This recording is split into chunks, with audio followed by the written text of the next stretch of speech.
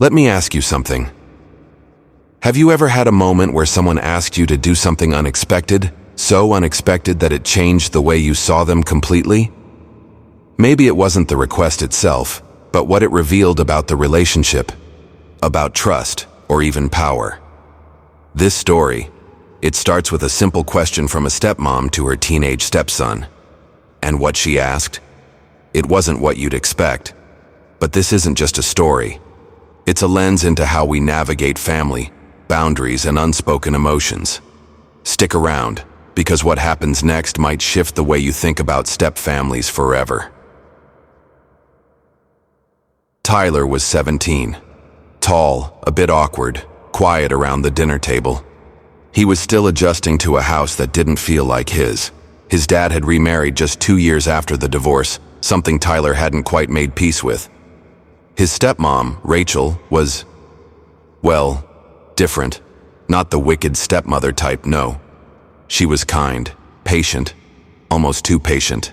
And that made Tyler suspicious. It wasn't that he didn't like her. He just didn't trust how quickly she tried to fold him into her version of the family.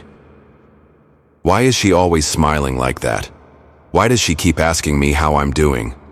We're not friends. She's not my mom. Just let me be. But Rachel didn't give up.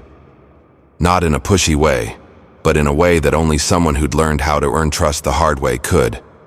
And then, one Thursday evening, she asked him something that made him stop in his tracks. Hey Tyler, can I ask you something a little weird? I've been working on this thing for a while and I could really use your help. I know it's kind of random, but would you go hiking with me this weekend? Tyler looked at her like she had two heads. Hiking? With her? What for? Like, why me? She smiled, not the fake kind, the kind that said she'd thought this through. Because you don't talk to me. And I figured, maybe out there, away from phones, from the house, from all the noise, we could just talk. No pressure.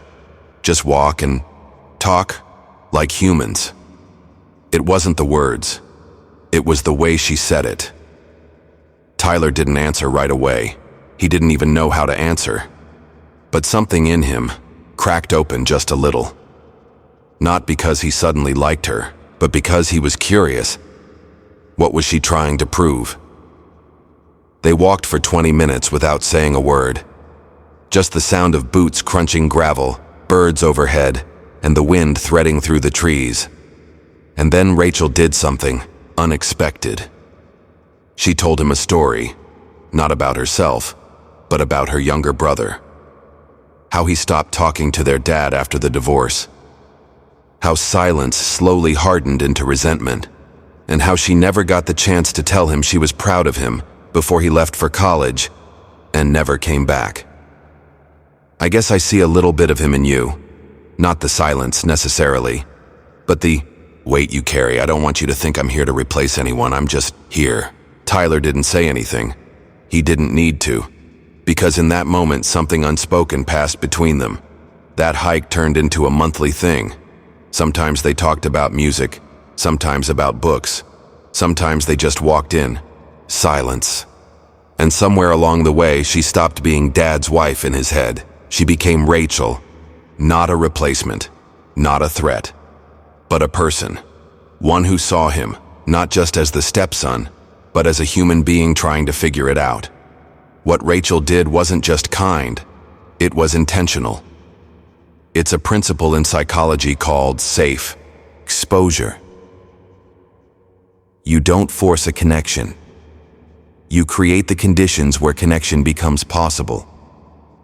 And more importantly, she respected the boundary while still reaching across it. There's a misconception about stepfamilies. That love should come quickly, that everyone should just click. But human emotions don't work like that. You don't inherit love. You earn it. Fast forward 2 years. Graduation day. Tyler's giving a short speech, something he never thought he'd do. And in the middle of it, he pauses. He looks out at the crowd, sees his dad, nodding proudly. And then his eyes land on Rachel. There are people in our lives who show up, not with loud words or grand gestures, but with quiet walks, patient listening, and the kind of presence you don't realize you needed until it's there. He didn't say her name. He didn't need to. She knew. This story isn't just about a hike. It's about the healing, power of being seen. And sometimes the most important thing a person can ask isn't something huge. It's something as small as, "Would you walk with me?" Because walking with someone, especially in silence, isn't just about movement. It's about shared direction, shared space, shared time. And in a world that moves so fast, that's everything. So the next time someone you don't quite understand reaches out, maybe with a strange request, a quiet invitation, pause.